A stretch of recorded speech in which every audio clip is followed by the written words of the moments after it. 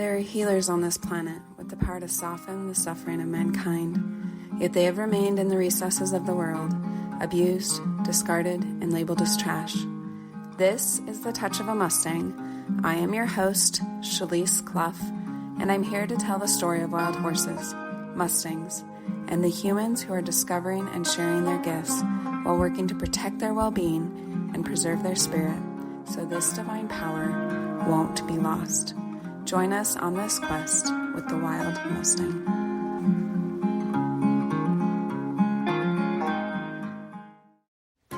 Gareth Mare is a South African horse trainer who owns and runs Heartfelt Horsemanship. Gareth studied zoology and conservation with a particular interest in animal behavior. After a personal trauma and an incredible interaction with a feral horse, Gareth permanently moved from the corporate world into working with horses and the humans who love them. In that time, a zebra foal was placed by its mother in his care. Gareth focuses on connection and relaxation in his horsemanship, as well as helping people engage in safe interactions with their horses and build relationships both horses and humans can enjoy and benefit from. Gareth, thank you so much for being here on the podcast and agreeing to come on and talk about horses with me. Yeah, thanks for having me. So I have to kind of start with an interesting story. I started this podcast and I got a lot of guests at the beginning, and then I kind of hit a dry spot. And so I was kind of stressing, like, who am I going to get on the podcast? And I was thinking about it as I went to bed, and I had a dream, and the name of your like Instagram account, I think is probably where I follow you, was like in my dream. And I remembered it when I woke up. It was so crazy. Oh, wow. So I don't know what it means, but I don't usually have like prophetic dreams like some people do, but I thought it was really interesting. And then when you agreed to do it, there's lots of people I reached out to and just never heard back, or they couldn't do it or whatever. I feel like we have a good conversation ahead of us. Great stuff. Happy to be here. So to start with, tell me a little bit about just your background with horses and how you got into training them and the work that you do with them. I got into horses. I was around horses as a kid. There were horses on the farm all the time, and I loved horses. Thought my career would be with wildlife. I'm passionate about wildlife and animal behavior in general, not just specifically horses. When I finished school, I was paying my way through studies of zoology and conservation. And while working to pay it off, I ended up working in a company that offered to pay for my studies as long as I signed a 5-year contract. And so very quickly, I just became a corporate slave. And once you're earning a lot of money, it's hard to walk away. So I left. Seems like that happens a lot of the time. Yeah. So I left for 10 years, and I didn't end up working in wildlife or horses until I had something of a breakdown and ran away to the mountains and ended up working with feral horses in a South African town called Underberg, which just borders on the Lesotho border. And there's a lot of feral Basotho ponies in that area. And so how did that end up taking you that direction? Do you want to share any more about that? Yeah, well, I ended up working, funny enough, for one of the clients from when I was in corporate, offered me a job. He had a lodge where they did trail rides, wilderness trail rides into Lesotho, 3 days on horseback. So I ended up doing that for many years. And then training just kind of came along with it. The animal behavior side fascinated me. So I started looking to the animal behavior, fitting it to horses, but then natural animal behavior as opposed to what we look at from the domestication point of view. Whenever I ran out of education, I started looking for resources. So I found books, Brenneman, Ray Hunt, the forefathers of the horsemanship movement.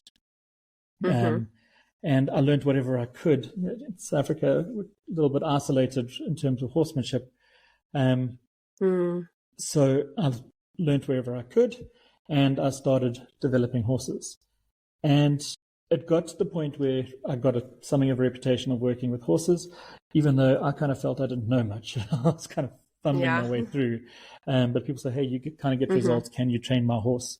And there was an Appaloosa breeder up there that said to me, well, can you train my horses for me and prepare them for a show? happy to prepare them for a show, but as a kid, I'd had some unpleasant experience of the showing world, the harder side of the showing world. And that's all I knew of it. So I'm like, I don't want anything to do with that, but I'll prepare your horses. And he eventually convinced me, bribed me, to show his horses for him at the Appaloosa Nationals in South Africa. Oh, really? So you were the one showing them? Yeah. Well, for a lot of the in-hand stuff, he was doing show jumping, and I've got a terrible fear of heights, and leaving the ground is not my idea of fun. So he rode the show jumping parts. Yeah. But I prepared for the in-hand and some of the Western classes. To my surprise, people were blown away about how well behaved and relaxed the horses were. And they asked me to do a clinic, and I said, no thanks. But over the year, the reason I said no thanks you were a reluctant horse trainer for sure. Yeah, it was one of the things that I knew I could get results with a horse, but I didn't know how to teach people how to do that. So that kind of set up my journey of like, well, how do I teach people this? Because it's clearly a skill people are struggling with. And the whole path I went down was helping horses initially. I didn't really want to deal with the people side. I am I'm an introvert by nature, and I've learned to kind of practice some extroversion. But I realized quite quickly that you can't help horses without helping their people.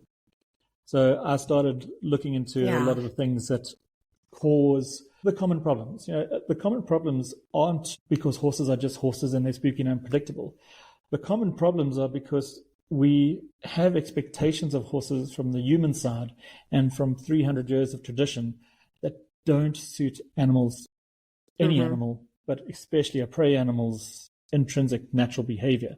So I did a lot of deep diving into the different disciplines, things that happen as a matter of rote, that people just do it because they've always done it, that actually cause issues.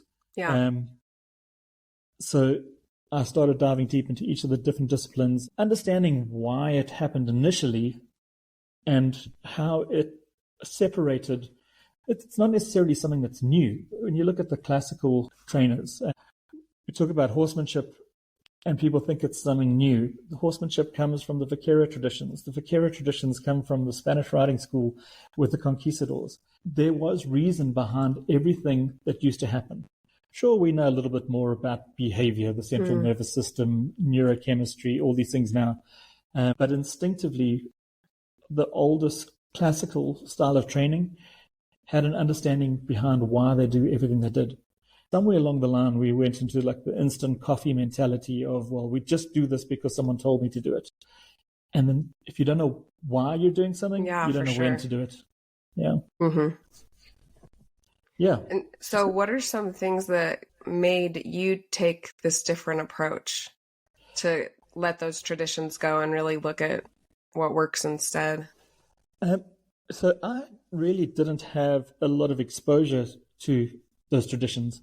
I had my first riding lesson when I was 32 years old. I'd been riding a lot before that, but it was kind of the get on and figure it out as opposed to lessons. And I think it certainly gave me a different perspective from the outside, as opposed to doing what we've been told is the right thing. Especially when people start riding at between 4 and 8, that's your values establishment period. And you don't question people in position of authority. Coming back to it as an adult, I think it gave me a perspective of thinking, hey, well, that actually doesn't make sense to me. And then aligning it with wildlife behavior. So I was fascinated by zebra behavior, and there's not that big a difference between horse behavior and zebra behavior. And really? Yeah, so understanding that from being a flight animal, approaching them in an empathetic way. I think that gave me enough perspective to say, hang on, don't just do it for the sake of it. Always ask why. Yeah. And so tell me a little bit more about your work with zebras and how you got involved with that. So even before, when I was studying, I had to do practicals with zebra, and it was really just data keeping for people that were doing their PhD of records and doing studies with zebra. So I was fascinated by that. But I had my horses based at a game lodge in KwaZulu-Natal, South Africa. The horses and zebra got along great. And I had a fantastic bond build up with myself and one of the pregnant zebra mare. And she foaled down probably 50 meters from my house.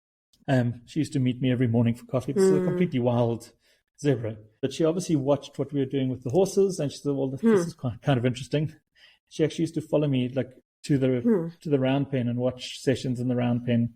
So she had her little zebra foal, and the zebra foal used to follow her around. But unfortunately, she passed away when the baby was 3 months old. The area that we were, I know everyone thinks of Africa as a scorching hot place, but the area we were was right up against the Drakensberg Mountains. Yeah. And we have snowy winters, surprisingly. And this little thing was 3 months old going into a snowy winter. So I had to get her tame in order to pull her through. So there was a lot of testing my horsemanship knowledge and having to adjust it. I think it definitely taught me how little pressure is needed. And since working with her and getting her tame, adjusted how much pressure I use with horses. And the change has been phenomenal. You know, with horses, people talk about oppositional reflex. After that experience, I would say there's no oppositional reflex in terms of there's not an immediate refusal instinct in a horse unless you push them to that point where they want to fight. And that has been very helpful for me working with troubled horses.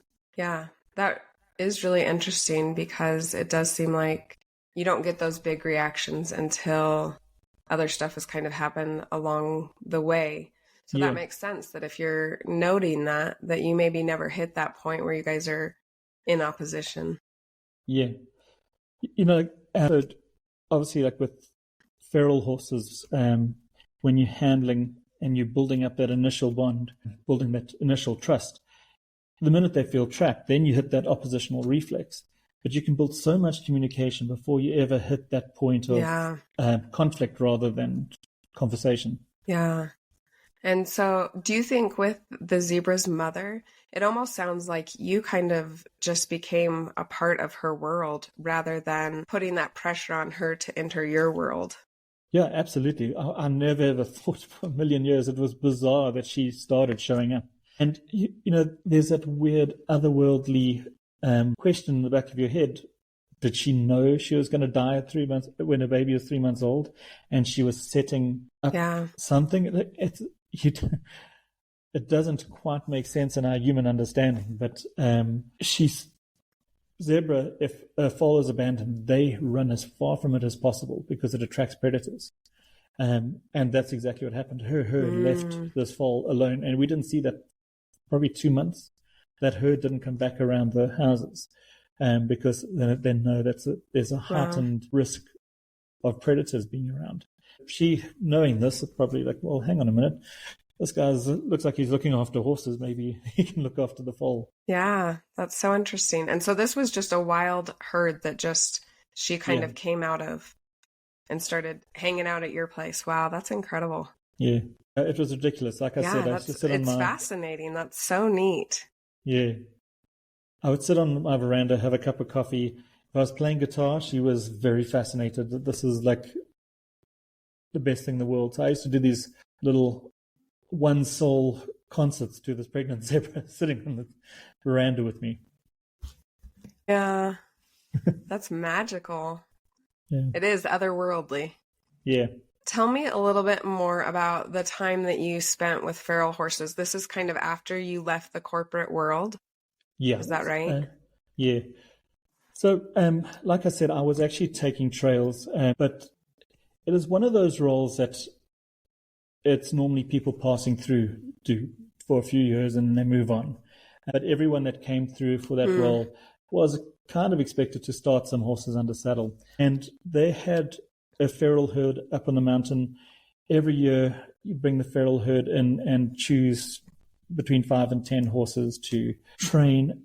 And I hadn't got to the stage of working with those horses. I was still doing so many back-to-back trails into Lesotho that I didn't have the time to be there. But I had some experiences with that feral herd. The first one was me being in a kind of a state of breakdown and walking up the mountain with a bottle of brandy, thinking I'm going to drown my sorrows, and sitting by a riverside and actually being approached by this herd of feral horses. And my heart beat quite fast having this massive herd come right up to. And one little mare of this feral herd came straight out of the herd and came up and sniffed me. And literally gave me the full inspection. And wow. I had a fantastic experience. So that was completely gave me the sense of healing and gave me a sense of acknowledgement. I felt seen by this animal. And the next morning, I was doing trails, but I woke up crack of dawn and went out and found the herd again. And I got gung-ho, and I thought, okay, I'm going to take a halter out, and I'm going to halter this wild horse. And she taught me a little bit about expectations that day, and she headed for the hills. But the begging forgiveness after that point taught me a lot about them. So she was the first horse that I trained from the point of being completely feral, bringing along, and then getting to the point of a riding horse. The fascinating thing from her was, I used to joke with people about it being the 1,000-hectare round pen, because this was out on a hillside. She could go wherever she wanted. That process of getting her to trust me took really long. Once I got that halter on and I was developing communication, everything made sense to her. It wasn't a battle, get her to understand. She's like, okay, cool, I trust you. This has got to be something interesting, not trying to harm me. It all came so easily. Of course, along the way after that, I had some tough lessons because I expected that out of other horses. But she certainly taught me that that relationship aspect makes everything else come much easier afterwards. Yeah. And so what were some of the things that you did to earn her trust while she was, it sounds like, basically free to go if she wanted to?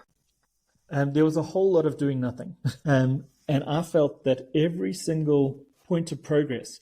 So after that second day where I literally reached up and tried to put a halt on a feral horse, and she bolted, and she wouldn't come probably within 200 meters of me after that. I would just go up there and sit.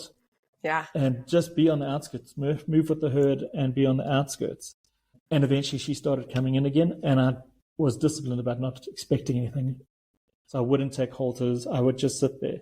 And eventually I started taking stuff along. And she got back to that point where she would, investigate me, give the muzzles. Still a scary thing when you think, so she wasn't a big horse. I think if she was 300 kgs, it was a lot. But still intimidating having a big flight animal with the possibility that it might turn and try and defend itself and kick my head off. I got to the point where I trusted her. And then I got to the point where I was starting to take up ropes, not actual halters, I would just take a rope up. And she got to the point where it felt like she was clearly saying, I am ready to look at this thing. And she would pick up the rope and play with it. Pick up the rope and play with it. And pick it up, put it on me. Pick it up, put it on me. And only when we got to that point did I start actually stroking her, reaching out, and she would lean in and her face would touch my hand. Got that progressive and went through the same process with the rope. But we're not talking days, we're talking probably between 6 weeks and 3 months. I don't know the exact time frame, but it was a long period of doing a lot of nothing. Long time in the horse training. Yeah. I mean, the other guys that were working on that ranch, they brought the horses in, they put them in the round pen. And, it was normally they would rope the horse, get it done. And there was a lot of dust and a lot of sweat. Yeah. No judgment, but I just didn't feel that approach resonated with me at all. Was that, what did they think about you just going and sitting out on the mountain waiting for this horse? I never told anyone. I never told anyone about that. In fact, I think the first time Yeah. Uh-huh. The first time I've actually told anyone detail about this story was probably about a month or two ago, where I just started writing little bits about it on Facebook. And I think that is probably the first time I've even spoken about it. Because at the time, yes, I would have being ridiculed would be an understatement. I don't even think my boss would have been happy about it, even though I was always doing it in my own free time. I think he would have thought I was mad. Yeah. Well, and I think that's so interesting because so often we do change how we interact with animals because of how we think maybe other people think we should, or even, I Yeah. know for me, I would often be very quiet about the way I was working with my horse because it was not, it was a long process also. And so I almost felt embarrassed or whatever. But that's interesting how that can inform our behavior, just the pressure that we're Yeah. getting from outside forces. Did Look, I you think also feel that pressure? I mean, absolutely. I felt I'd be ridiculed. At the same time, it wasn't something that I knew. I didn't know the answers. For me to go and tell someone else, I'm doing this and I think this is right, I needed that space to figure things out before telling anyone how I was doing things. yeah, seems like an incredible learning process. And, Yeah. the fact that it took so long, I think is almost a testament that a lot of times to do things properly in a way that does feel good to us, it can take a lot more time and really going off the beaten path that everybody else is on. I mean, from that point, I was encouraged to build my education, and in that, I learned a lot of stuff there was a lot of value to what I learned, but there was also a lot of convention. And over the years, I probably brought things into the way I worked with horses that didn't fit. Maybe what I do now is, at least for the initial part, is a little closer to what I did back then. But I think when you start working on the education, sometimes we get taught how to take the shortcuts. And I'm a big fan of education. I definitely think everyone should educate themselves, but always leave space for the questioning. Hang on, could we do this under rather than foster? Yeah, I do love that idea that, keep learning, but don't be afraid to question it. And especially if it's something that just doesn't sit quite right, because a lot of times ideas are given to us more as fact when they're not fact at all. They're just ideas, theories, someone else's approach. Yeah. And everyone's got different priorities. There are so many different horsemanship programs or equestrian programs. It's not necessarily that they're bad programs, but those people might prioritize something different to you.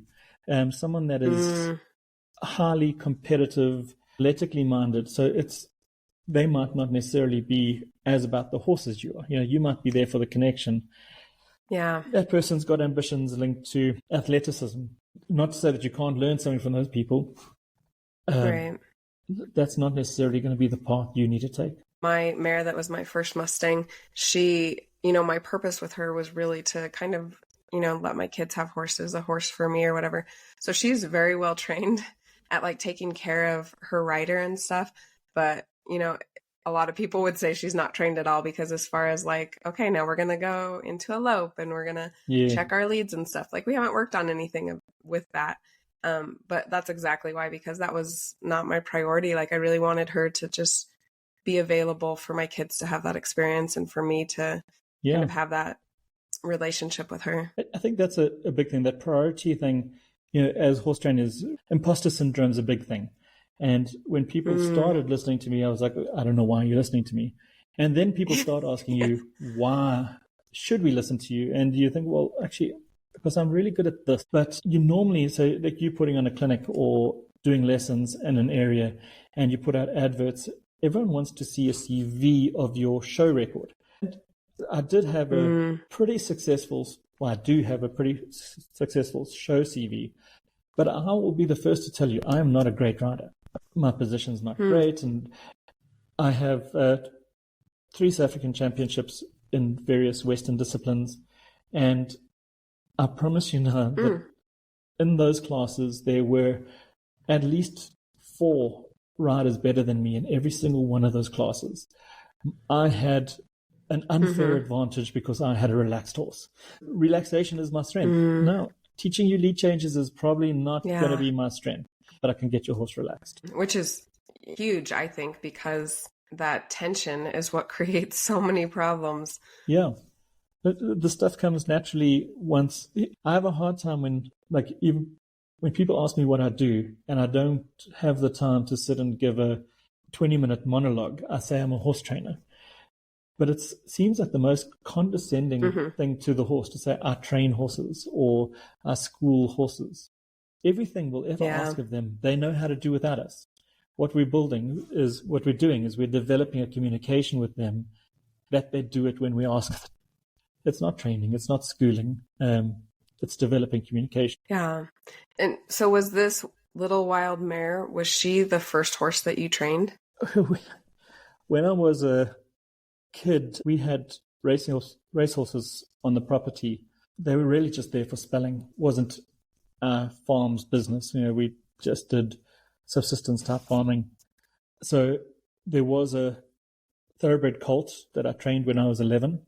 But that was far from, there was some horsemanship involved. There was a Zulu guy that worked on the property and he taught me quite a lot about horses, but it really was a strap on and go type scenario. And I had my first major fall in that process. So she was technically the second. I bet. But it was after her that you really entered the world of helping horses. Yes, yeah. She was the one that got me a little more confident to work with other horses. And then when people started seeing the results, in fact, my boss was the one that used to recommend me to people to help with troubled horses. And the Appaloosa breeder that contacted me, that was by reputation after that little black mare. And so what happened to her? Like I said, once we got past the taming part, she was a really quick study. And we had her working stock probably from the point of my first ride, 2 months she was working stock. And then another month she was taking guests into Lesotho. When I moved on from there, she stayed there. So for all I know, she's still going strong. 14 years ago now. I don't even know how old she was when I started her. Those little Lesotho ponies in South Africa, they're very well known they live forever. So where do you kind of go from there after your time with the feral horses and up in the mountains? So I started developing a little bit of how to teach people what I do and getting a bit more concrete in what I do. Apprenticed with a trainer from Colorado. She came out to South Africa and apprenticed with her for 10 years. And within 3 or 4 years, I built a little bit of confidence in terms of giving my own clinics, helping troubled horses and training horses from the start, and also helping people with the Western discipline in South Africa. At that stage, Western disciplines were almost non-existent. So I didn't have a ton of knowledge on it. And like I said, I wouldn't call myself a good rider, but I did pretty well with a relaxed horse and knowing the rules. So I would teach people Western disciplines as well. So it was just after that little black Lesotho pony mare that I started Heartfelt Horsemanship. It was initially mainly training horses still, but through that process of working with troubled horses, I started to learn the common pitfalls that people had from tradition. And so what are some of the things that you do differently in your horsemanship, or what are some of the things you learned that has made it effective so that you can more or less help the horses that are struggling the most? Yeah, look, it's actually really simple. If you just consider it from the horse's point of view and understanding their natural behavior, things get a lot easier. Horses are a prey animal, we're a predator, and we come along and we strap the hides of dead animals to them and expect them to tolerate that, and then we climb on them like a lion would to eat them. I know that's a commonly recycled thing, but if you just take a step back and think about it from their perspective, if we can take away that fear before we start building any language, things go a lot easier. So even once you've got past that point of them thinking we're going to eat them, when you're building that communication, I try and mimic horse language in everything that I do. So horses don't really communicate much by pushing and pulling on each other. They normally use rhythmic pressure. So I use a lot of rhythm to get yields initially, and then I use those established yields to introduce, the push and pull that we need for when we actually get on and we're riding. So I think that's the biggest one, is considering how they feel and then introducing it in a language that makes sense to them. Yeah. So when you kind of decided to leave the corporate world, you said it was not the greatest time in your life. What led you up into the mountains? And I guess, how did that change things for you? So I went through a personal trauma. My 11-year-old daughter passed away, and it was such a period of flux. Don't even think it was a conscious state. It was just like overwhelmed. Life carries on even when these massive traumas occur. And you've got to do the bureaucracy, dealing with the health insurances, hospital bills. Nothing stops. And I just felt, I just need the world to stop so I can step off and actually feel something for a minute. Yeah. And that overwhelming emotion, it was almost automatic. I parked company car, left the keys in the office, packed a bag and a guitar, and I just walked up the highway. I had no idea where I was going. And I hitched as far as I could go and ended up in the mountains. Somehow it just worked out that one of my clients was up there, and he's the one that offered me the job. But I was on autopilot. So it was almost like one of those, I was just following a path that I wasn't conscious of. Do you feel like it was something that was led by a divine hand, so to speak? I've thought about it a lot. Is this just a plan? Divine being, universal consciousness, collective consciousness? I don't know. But it was just put one foot in front of the other. And that was the most natural thing for me at that moment. Like everything else, a simple of keeping up appearances, I couldn't fathom it. I couldn't understand how that would even be expected. Yeah. But just one foot in front of the other, heading somewhere. I didn't even know where.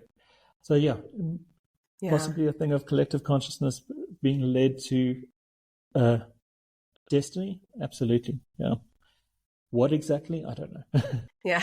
Life is difficult to decipher sometimes, how things play out and happen the way that they do. Was this area a lot more rural than where you lived? Fewer people? Yes. Or was it just a new population? Very quiet little town. And I spent a lot of my growing up years in more farming area and moved to the city as a preteen. So that could have also been the desire to try and get back to a little more space and a little more time. Yeah. I'm so sorry for your loss. That would be really difficult. Yeah. Thank you. What are some of the lessons that you have learned from horses? Are there things that they've kind of taught you for not just interacting with them, but living? Yeah. Patience. I think big one for me is patience. I am not by nature the most patient person, even though when people watch me, so trailer loading is still quite a big part of my business. People say, I don't know how you can be so patient. I used to tell people that patience was a disease for slow people. Yeah. But understanding how ineffective getting ahead of yourself is, that's really come handy. It's a lesson I have learned consciously, but one that I drop regularly in terms of human interactions. I'm still get caught in the idea of rushing around. That's why it's so important to keep horses around, so that they remind you of these lessons that you learn. Yeah, it is really hard. I feel like for me, horses almost change the element of time, where it's like I can be in my house with a million things to do or be somewhere else, and then I go out to the barn or on a ride, and I'm like, oh my gosh, that was way more time than I meant to spend there. Yeah. Big one is patience. But there's another thing, and it comes from working with troubled horses. I said to you, initially I thought, okay, I just want to work with horses. I don't want to work with the people side. People are mean. People are inconsiderate. People hurt each other for their own goals. The big thing that I figured out is when we talk about a troubled horse, there's no malice in that horse that someone calls aggressive, or that terrified horse is trying to defend itself that's put someone in hospital. There's an underlying reason for it. And for years I had this incredible grace for the horses that had gone through that stuff. The penny dropped at some point that, hang on a minute, all of us that have these undesirable traits, when we get selfish, when we get jealous, greedy, there's an underlying cause behind that. And that consideration for the innocent kid underneath every single one of those people that I said I didn't want to work with made it a lot easier for me to start working with people and being a little bit more forgiving. Yeah, that is interesting. That lots of interesting things out of that. Just you can kind of see when you put that perspective on people why horses sometimes don't want to be around us. When you put those elements of humanity in there, selfishness, our own goals, our own agenda going in there. I mean, it makes sense why horses avoid us sometimes when we go in with that approach. And then also really interesting to just consider how, we can kind of bring horses really into our domestic world and injure them in a lot of ways, or cause them to shut down to just kind of be able to survive all our chaos. And that's almost the same thing that does happen to a lot of people where, we're children, where we're free and we kind of love ourselves. And then we get into this domestic world again or whatever, where all these expectations and things, and we kind of come out almost like the troubled horse sometimes. Yeah. We come up with coping mechanisms, unhealthy coping mechanisms, and we hide our true selves, because so often in life, like a kid shows their true self and they get ridiculed, and but that doesn't fit into this social setting or this worldview, whatever worldview they're raised in, and it just makes that actual person shrink a little behind coping mechanism. Do you feel like working with horses has kind of reopened you up to almost who you were as a child before you were kind of, those parts that I think all of us kind of have, those parts that are repressed or like, no, that's bad, don't be like that. Has working with horses changed that for you? I definitely think it allows that space a lot more. But they say that people stay at the emotional age they are when their first major trauma happens. So it's normally childhood trauma. I felt like that big trauma. I was 26 when my daughter passed away. I was a young father. I felt that point was almost like a reset, and where I went back to wanting to be that free child that can say what you think and not be ridiculed for it. Yeah. How do you go about helping the people that are kind of the ones that are, I guess, in a way, reflecting their struggles onto the horse? So someone asked me recently, like, what is the focus of your work? There's a lot of horsemanship programs. What is the focus of your work? And I have been saying, and I still do believe, that connection and relaxation is the focus of my horsemanship work. But I do think that I have shifted that overall priority to helping people be safe with horses. The overwhelming number of people that love horses, but they're terrified to be around them. They're terrified to be on their backs. People come to me they say, I've got confidence issues. And really what it comes down to is this industry has bullied them into just get on and ride. Hospital or back on the horse. You got bucked off, get straight back on. These are all things cause a form of PTSD. So I work with a lot of people that are nervous of either their horse. Very often it's their particular horse, where they've had a troubled horse and they've had difficult experiences or traumatic experiences with their horse. And they're not willing to give up on their horse, which is the industry standard. Well, that horse has hurt you. Get rid of one. Yeah. Get rid of it and get a easy horse. People that follow through with their horses, and it's a journey that they take together. And I think I've become really passionate about that relationship as opposed to just the horse. It's the relationship between the person that loves the horse and the troubled horse. What are some changes that you've been able to see in people by, it sounds like, changing the approach that they're taking from, do X, Y, Z, keep it going, make your horse do this, versus, make a relationship, have safe interactions, build a partnership? I think people get incredibly empowered. The simple realization that they're in charge of their timeline, their horse's timeline, and what is expected of them. There's nothing that says within 3 months you need to be cantering around. Whereas that's been a thing. It's like, why aren't you cantering your horse? Yeah. Or why, like even earlier than that, why aren't you riding your horse? If people aren't ready to ride, there's nothing wrong with getting the horse a little further, building that communication on the ground, and then transferring it once you feel confident. And if you never feel confident, that's okay too. That empowering people of that actual realization that, because they will agree with you when you say it to them, but it's not understood on an experiential level. So it takes a while for them to figure out, hey, hang on a minute, I'm not going to get on my horse, or I'm not going to canter, or I'm not going to go on a trail ride until I'm 100% ready. That normally unlocks them to be a little bit more courageous, because they almost, all the expectation creates this fear of the thing at the end that when they get on there's no fear of that. They're fearing the thing that's coming in the future.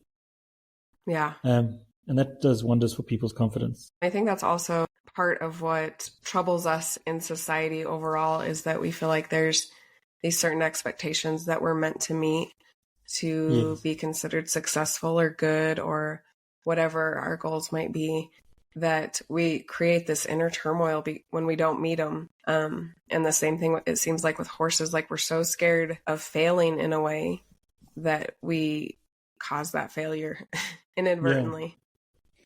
Yeah, we're not where everyone else is. And I think that's across the board in society. Like, we all look around and say, well, everyone else seems to have it together. All it really comes down to is everyone else is doing a better job of pretending than we are. We're all going through the same stuff in our head.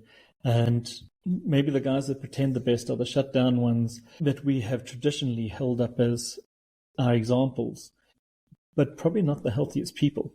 Invulnerable, shut off, closed off from the world around us. And something that I think is so good to talk about, I really love how you kind of talked about having to build that confidence yourself, because I think now people could go look and see all this great work that you're doing with horses, but that it was a process. It wasn't overnight, even though it sounds like you really have a natural talent and inclination to understand the horse. What are some of the things that built your confidence? Was it just seeing the results, or was there a mental shift as well?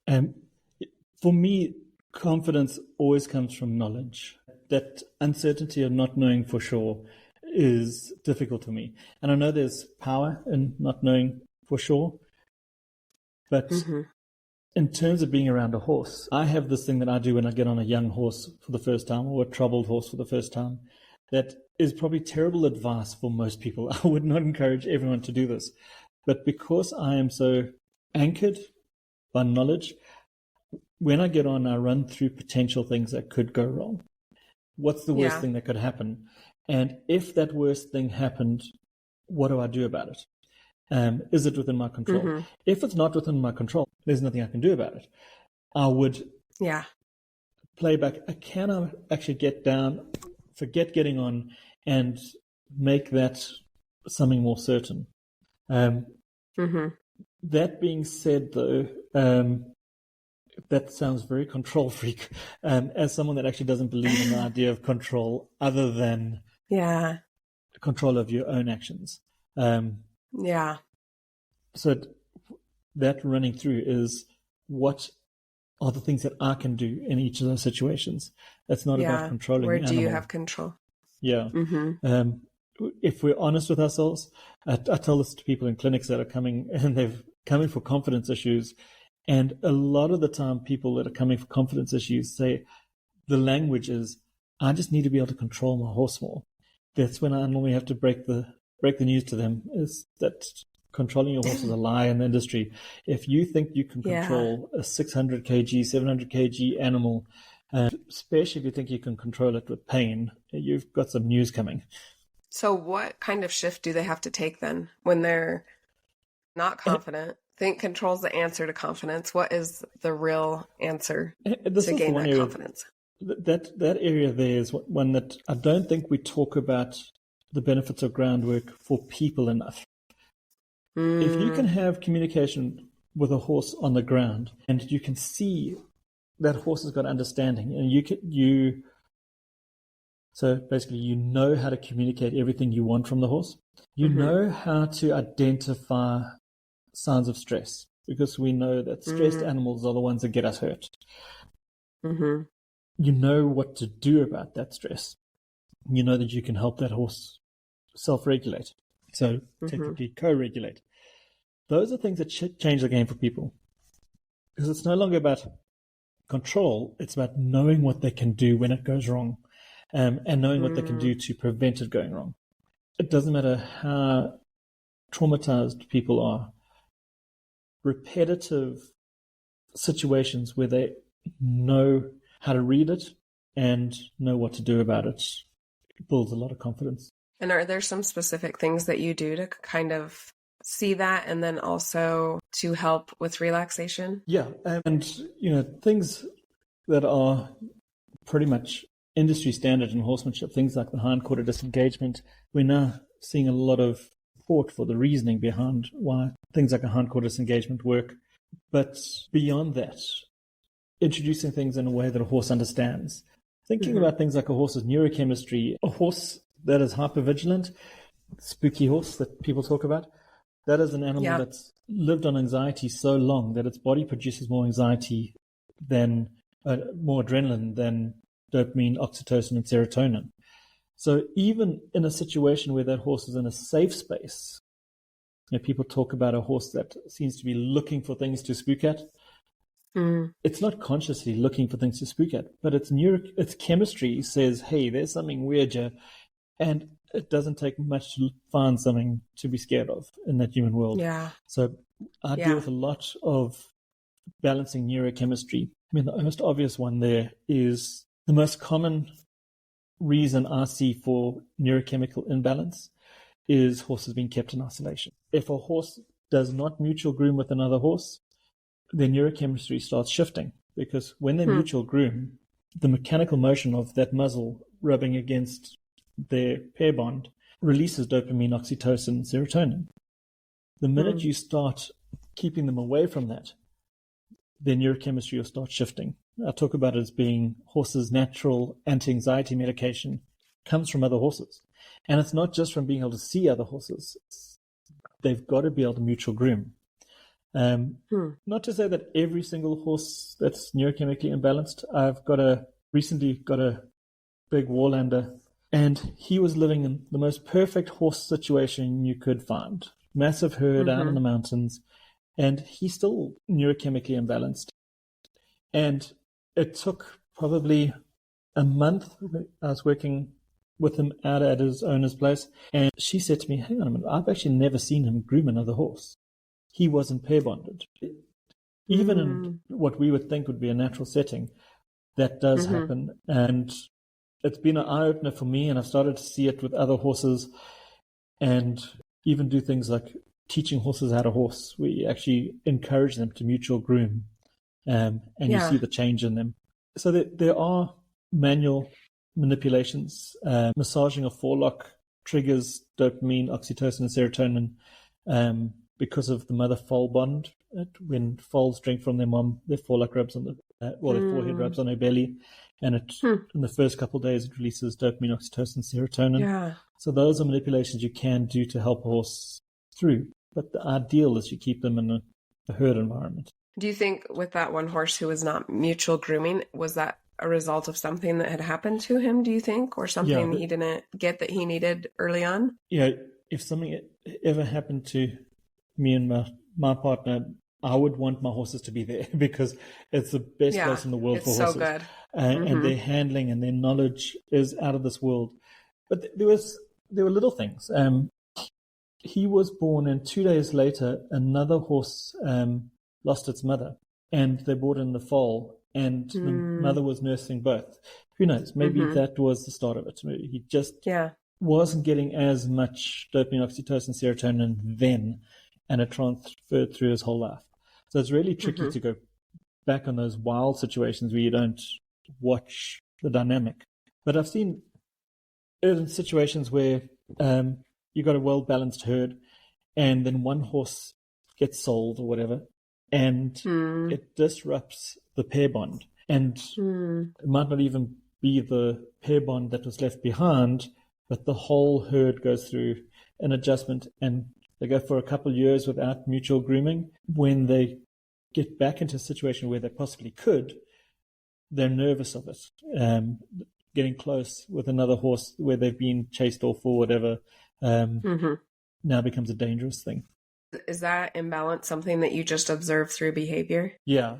So I always, sometimes we can get too hooked onto what caused it. And I think I'm a little bit of a Sherlock Holmes addict, and I try and figure things out. But, when it comes down to it, there are many situations where you can't figure out the cause, but you see the symptoms of a hypervigilant horse. Horses are not by nature hypervigilant. I think it's one of the biggest lies in the equine industry that horses are just spooky and unpredictable. If they were spooky and unpredictable, they would not survive as a species. They've got to have their heads down in long grass all day. When you observe horses in a natural setting, they're not jumping around every time something moves. They're actually pretty relaxed. If, let's say, once every 24 hours, out of every 24 hours, a horse has a spook for 10 to 15 minutes, if that classes them as spooky, then I'm a very foul-mouthed, bad-tempered person in traffic. Because out of every 24 hours that I'm driving, there's going to be a fair amount of them that I'm swearing and getting angry. But I don't believe horses are spooky and unpredictable. I feel that we're unaware. That's why we think they're unpredictable. And they're unprepared for what we ask of them. Yeah. And I thought it was really interesting, too, a couple things you said when you talked about the wild horse and her kind of checking out the rope. Like she was just checking it out on her own. Yes. I think it's really interesting because we take all these things into their world and we think like, oh, it's just a rope. You should be fine. Like it's not going to hurt you. But it's such a new, novel thing for them.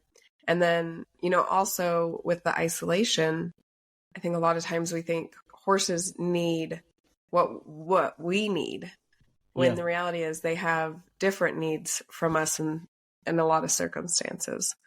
So we might need them to be warm and safe in a stall by themselves, knowing they're not going to get kicked, but that's not necessarily helping their needs. Yeah, it's like one of the major things you hear from people, like when people start talking about maybe we should look at changing welfare issues in the sporting world, the equestrian sporting world. And people say, but these equestrian athletes live like kings. I don't necessarily think it's like equestrian kings, from their point of view. I don't think it is the ideal. But if you were to work at it, I joke with people and say, can you imagine if you work at it to scale and you were kept in a room the size proportionate of what your horses, so a 600 kg animal in a 5x5. So the idea that these top athletes are living like kings, it doesn't really line up. Kings get to say where they go, when they go, and what they do. And these animals are told when they have to be where and what they get to do. And it's in settings that don't meet their species appropriate needs. Yeah, and it's interesting to me too, because I almost feel like we do that with humans also. Like we think all these comforts are going to make our life better, or getting more things, taking better care of ourselves. And sometimes, at least for me, it's like I need space and like some time in nature and, not all these material things that we think provide a higher quality of life.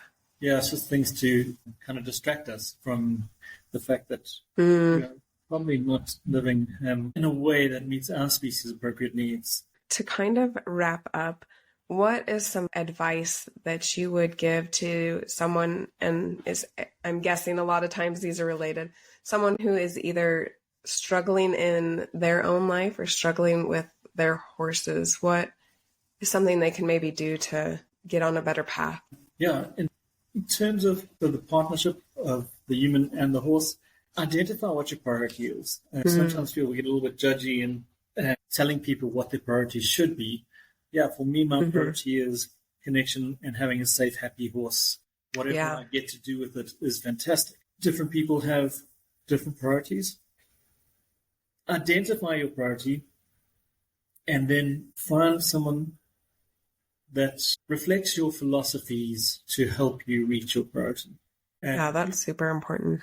I think in the world in general, not just the horse world, we have never had a time where so much information is available to us.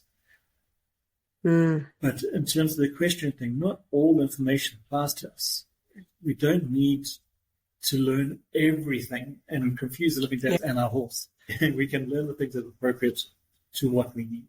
If you have goals of being a world champion reiner, then absolutely you need education from someone that can get you there.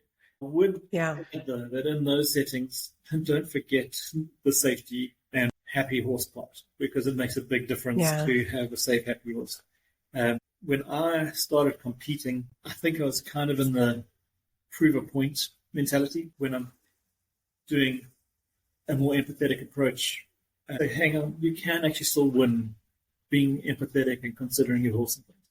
And that's fine. Like, I've kind of got to a point where you figure out that you can't prove a point to everybody.